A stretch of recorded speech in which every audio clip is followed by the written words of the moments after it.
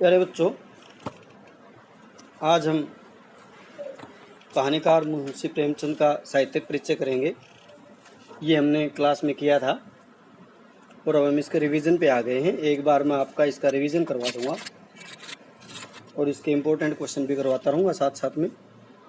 हमने पारिभाषिक शब्दावली का पोर्शन था वो कर लिया और ये साहित्य वाला था वो भी कर लिया, और जो हमने क्लास में जो किया था, जो हमारी कहानियाँ थी, ये भी हमने 5 कहानियाँ की थी, परिचय भी किए थे, कुछ क्वेश्चन भी हमने डिस्कस किए थे। लेकिन अब दोबारा से फिर इस पोर्शन को भी हम दोबारा रिवाइज करेंगे, जिससे आपको किसी भी प्रकार की कोई दिक्कत ना रहे। कहानीकार मुंशी प्रेमचंद के बारे में जब हम जीवन परिचय के बारे में पढ़ते हैं तो बच्चों, आपने 9th क्लास से प्रेमचंद का जीवन परिचय पढ़ना आरंभ किया था और आज आप 4th सेमेस्टर में हो ग्रेजुएशन के। तो इसकी बहुत सारी बातें हैं जो आपको याद होंगी, याद होनी भी चाहिए।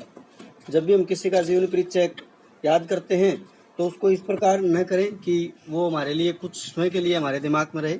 जिस प्रकार हमें अपना जन्म याद रहता है, अपने भाई का रहता है, अपनी बहन का रहता है, उसी प्रकार हमें अपने कवियों के, अपने लेखकों के जीवन परिचय याद होने चाहिए।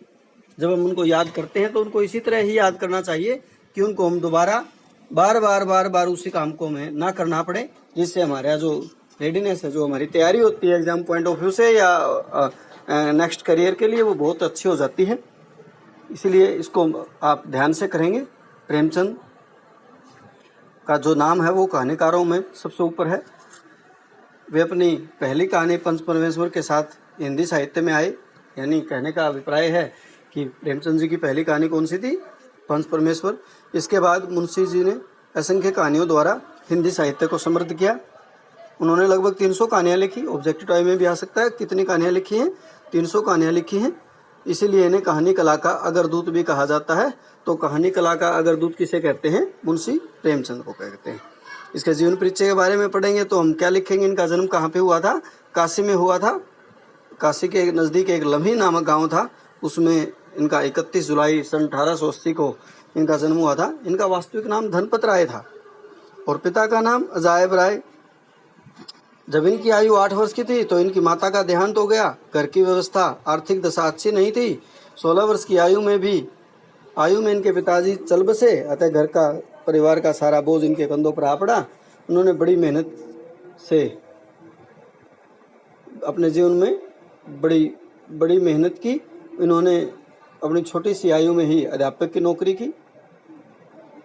धीरे धीरे ये डिप्टी इंस्पेक्टर के पद पर पहुंच गए। बाद में वे सरकारी नौकरी छोड़कर लेखन कार्य में जुट गए। गांधी जी के आह्वान पर इन्होंने राष्ट्रीय आंदोलन में भाग लिया। इन्होंने फिल्मों के लिए भी लिखा, लेकिन बाद में सरस्वती प्रेस की स्थापना की। 8 अक्टूबर सन 1936 को इनका देहांत हो गया। इन्होंने एक सोजे वतन नाम की कहानी लिखी। नवाब राय के नाम से ये कहानियाँ लिखते थे। उसमें देशभक्ति से संबंधित बातें थी, अंग्रेज सरकार के खिलाफ उसमें अपने विचार प्रकट किए थे। इसलिए इनको बैन कर दिया गया, इनकी कहानी को प्रकाशित नहीं होने दिया। और उसके बाद ये फिर अपने नवाब राय के नाम से को छोड़कर फिर ये प्रेमचंद नाम से अपनी रचनाएं लिखने लगे। प्रेमचंद पहले नवाब राय के नाम से उर्दू में लिखते थे। 1907 में इनकी पुस्तक सोजे वतन प्रकाशित हुई। इस रचना में राष्ट्रीय भावना से ओतप्रोत कहानियाँ संकलित थी। फलस्वरूप अंग्रेज सरकार ने इस रचना पर प्रतिबंध लगा दिया। तत्पश्चात प्रेमचंद ने हिंदी में लिखना आरंभ कर दिया। उन्होंने असंख्य उपन्यास, कहानियाँ, निबंध, नाटक लिखे। इन्होंने निर्मला, प्रतिज्ञा, वरदान, रंगभूमि, कर्मभूमि, सेवा सदन, प्रेमाश्रम, गबन, गोदान आदि प्रसिद्ध उपन्यास हैं। गोदान इनका प्रसिद्ध उपन्यास है। मंगलसूत्र इनका अधूरा उपन्यास है। ऑब्जेक्टिव टाइप में क्वेश्चन आ सकता है, सर्वश्रेष्ठ उपन्यास गोदान और अधूरा उपन्यास मंगलसूत्र। प्रेमचंद ने लगभग 300 कहानियाँ लिखी, जो मानसरोवर के 8 भागों में प्रकाशित हो चुकी हैं। तो इनकी सारी कहानियाँ कहाँ पर हैं? मानसरोवर में। वो जो कितने भागों में विभक्त है? 8 भागों में। कफन, पूस की रात, शतरंज के खिलाड़ी, पंच परमेश्वर, बड़े घर की बेटी, ठाकुर का कुआं, प्रेम गंगा, ईदगाह, नमक का दरोगा आदि इनकी प्रमुख कहानियाँ हैं। इसके बाद हम इसकी करेंगे साहित्यिक विशेषताएं। प्यारे बच्चों, यहाँ एक बात ध्यान देने की है कि आपसे क्वेश्चन में साहित्यिक परिचय ही मांगा जाता है, और साहित्यिक परिचय में विशेषता किस चीज़ की होती है? उसकी साहित्यिक विशेषताओं की और उसके साहित्यिक जीवन की, उसका रचना काल, उसने रचना किन कौन कौन सी रचनाएं लिखी हैं, इन सब की कीमत ज़्यादा होती है एग्जाम पॉइंट ऑफ व्यू से। आपको उसके जीवन पर इतना फोकस ना करके इन बातों पर ज़्यादा ध्यान देना चाहिए कि आपको उनकी साहित्यिक जीवन के बारे में आदि बातों पर बहुत ध्यान से याद करनी चाहिए। अब इसकी साहित्यिक विशेषताओं में क्या लिखेंगे? अपने युग के महान साहित्यकार थे। इनकी कहानियों का अध्ययन करने से पता चलता है कि उन्होंने तत्कालीन राजनीतिक, सामाजिक, आर्थिक और सांस्कृतिक समस्याओं का यथार्थ वर्णन किया। उनकी कहानियाँ हमारे जीवन के बहुत निकट की कहानियाँ हैं। इसीलिए उपेंद्र नाथ अस्त ने कहा है कि प्रेमचंद ने कहानी कला की विवेचना ही नहीं की, बल्कि उस पर पूरी तरह से खरा उतरने की कोशिश की। वे अनावश्यक विस्तार और असंगत बातों से हमेशा दूर रहे। उनकी कहानी कला की विशेषताएं निम्न हैं। सुधारवादी दृष्टिकोण। प्रेमचंद की अधिकांश कहानियों का दृष्टिकोण सुधारवादी है। उन्होंने अपनी कहानियों में समाज में व्याप्त विभिन्न विसंगतियों, विषमताओं का विशाल चित्रण किया और पाठक को इनसे बचने के प्रेरणा दी। वे अपनी कहानियों में जीवन का मूल सत्य उद्घाटित करते हैं। वे कहानी का उद्देश्य नैतिक पतन न मानकर नैतिक उत्थान मानते हैं, लेकिन उनकी कहानियों में पश्चिम के यथार्थवाद और भारत के आदर्शवाद का संतुलित सामंजस्य देखने को मिलता है। उनकी अपनी प्रत्येक कहानी में समस्या का समाधान मिलता है। प्रेमचंद जी अपनी कहानियों में क्या करते थे? कोई समस्या देते थे। समस्या क्या होती थी? जो समाज का जो वास्तविक चित्र है उसको प्रस्तुत करते थे। समाज में जो विसंगतियां व्याप्त हैं उनका वर्णन करते थे और अपनी कहानी के अंत में उस समस्या का निदान भी बताते थे। अतः उनका दृष्टिकोण कैसा था? सुधारवादी दृष्टिकोण। दूसरा पॉइंट बनता है आदर्श और यथार्थ का वर्णन। प्रेमचंद की कहानी कला की उल्लेखनीय विशेषता है कि उन्होंने यथार्थ और आदर्शवाद का समन्वय किया है। यथार्थ क्या होता है? समाज का नग्न चित्र। और आदर्शवाद क्या होता है? समाज कैसा होना चाहिए। प्रेमचंद जी ने आदर्श और यथार्थ का समन्वय जबरदस्त ढंग से किया है। उनके रचनाओं में इस प्रवृत्ति का निर्वाह किया गया है और प्रेमचंद की अनेक कहानियों में आदर्श और यथार्थ का समन्वय देखा जा सकता है।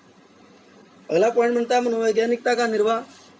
आदर्श और यथार्थ के बारे में यह विश्वास अधिक दिनों तक नहीं टिक पाया। सन 1930 के बाद उन्होंने जो कहानियां लिखी उसमें मनोवैज्ञानिकता का निर्वाह देखा जा सकता है। प्रेम पीयूष की भूमिका में उन्होंने कुछ ऐसे विचार व्यक्त किए। अब प्रेमचंद मनोवैज्ञानिक विश्लेषण को अपना लक्ष्य मानकर किसी न किसी मनोवैज्ञानिक सत्य का उद्घाटन करना चाहते हैं। शतरंज के खिलाड़ी, कफन तथा सत्याग्रह आदर्शवाद से कोसों दूर है। इनमें उन्होंने जीवन का यथार्थ चित्रण किया। इन कहानियों में लेखक ने दिखाया कि जीवन की विभिन्न स्थितियों में फंस जाने पर मानव मन की अंतर्वृत्तियों की क्या स्थिति होती है। सुहाग का शव, बड़े भाई साहब, आत्माराम कहानियों में प्रेमचंद ने मानसिक संघर्ष का बड़ा ही सजीव चित्र प्रस्तुत किया है। अगला पॉइंट बनता है गांधीवादी विचारधारा का प्रतिपादन। प्रेमचंद जी गांधीवादी विचारधारा के व्यक्ति थे। गांधी जी द्वारा चलाए गए राष्ट्रीय आंदोलनों में भाग लेने के लिए उन्होंने सरकारी नौकरी से भी त्याग पत्र दे दिया। राष्ट्रीय भावना उनमें कूट कूट कर भरी हुई थी। भले ही प्रेमचंद को प्रगतिवादी साहित्यकार कहा जाता है, लेकिन वे गांधी जी के अहिंसा, सत्याग्रह आदि विश्वास करते हैं। उन्होंने अपनी कहानियों में, उपन्यासों में गांधीवादी विचारधारा पर देश को स्वतंत्र कराने का आग्रह किया है। अगला पॉइंट बनता है स्थानीय रंगों का प्रयोग। प्रेमचंद की कहानियों की प्रमुख विशेषता है कि उन्होंने स्थानीय रंग भरा है। जिस स्थानीय रंग का मतलब क्या होता है? वो जिस माहौल में पले बड़े हैं उन्होंने उसी माहौल की कहानियों का ज्यादा वर्णन किया है। जैसे जिस किसी स्थान और समाज का उन्होंने अंकन करने का प्रयास किया उसमें उन्होंने सफलता मिली। इस दृष्टि से हम उनकी कहानियों को दो भागों में बांटते हैं। पहली वो कहानियां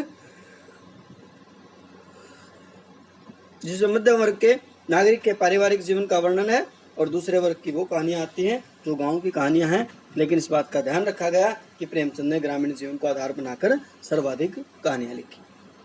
इसके बाद आता है समाज के विभिन्न वर्गों का वर्णन। प्रेमचंद जी ने अपनी कहानियों में भारतीय समाज के विभिन्न वर्गों को छूने का प्रयास किया। किसान की टूटी फूटी झोपड़ी से लेकर नगर की विशाल अट्टालिकाओं तक उन्होंने अपनी कहानियों में स्थान दिया। इसलिए प्रेमचंद की कहानियों में के विषय विविध प्रकार के हैं। कहीं कहीं उनकी कथा वस्तु यथातथ्य और स्वाभाविक दिखाई पड़ देती है, लेकिन कहीं कहीं उनका कथानक अस्वाभाविक सा दिखाई पड़ता है। उदाहरण के रूप में देहातियों को सरल और निष्कपट दिखाना तो उचित है, लेकिन सब जगह उनको धर्म का पुतला बताना भी ठीक नहीं है, क्योंकि देहातों में भी कई व्यक्ति बेईमान, दुष्ट और नीच होते हैं और नगरों में भी बड़े बड़े धर्मात्मा और सिद्धांतवादी लोग रहते हैं। सफल कहानी कला, प्रेमचंद की जो प्रमुख विशेषता है वो क्या है? उसकी कहानी कला का जो सफलता है, कहानी कला की दृष्टि से वो उच्च कोटि की कहानियां लिखी। कथा वस्तु, पात्रों का चरित्र चित्रण, देश काल, कथोपकथन, उद्देश्य आदि की दृष्टि से उनकी कहानियां उच्च कोटि की हैं। विशेषकर उसकी बाद की कहानियों में काफी निखार आया। प्रेमचंद की कहानियों के कथोपकथन, पात्रों के चरित्र चित्रण करने में उन्हें पूर्ण सफलता मिली और उनकी कहानियां कोरे मनोरंजक नहीं है, बल्कि अपने साथ बहुत बड़ा उद्देश्य लिए रहती हैं। भाषा शैली, प्रेमचंद जी ने उर्दू में लिखना आरंभ किया था, लेकिन शीघ्र ही उर्दू को छोड़कर हिंदी में लिखने लगे। प्रेमचंद ने सरल, सहज, सामान्य हिंदी भाषा का प्रयोग किया। वस्तुतः उन्होंने बोलचाल की खड़ी बोली को साहित्यिक जमा पहनाया। वे उर्दू से हिंदी में आए तथा उनकी भाषा में उर्दू शब्दों का अधिक प्रयोग देखा जा सकता है। प्रेमचंद ने मुहावरों, लोकोक्तियों, सूक्तियों के द्वारा कहानियों की भाषा को अर्थवत्ता प्रदान की। उनकी भाषा न केवल पात्रानुकूल है बल्कि प्रसंगानुकूल भी है। उनकी भाषा में व्यंग्य करने की अद्भुत अक्षमता है। निष्कर्ष रूप से हम कह सकते हैं कि उन्होंने प्राय वर्णनात्मक, मनोविश्लेषणात्मक, गंभीर विवेचनात्मक, व्यंग्यात्मकता, संवादात्मक शैली का सफल प्रयोग किया। उनकी कहानी कला और लोकप्रियता का सबसे बड़ा कारण उनकी भाषा शैली, भाषा की सरलता, चलते मुहावरों का प्रयोग, हास्य और व्यंग्य का सम्मिश्रित व्यवहार और उनकी भाषा शैली की कुछ खास बातें रही हैं।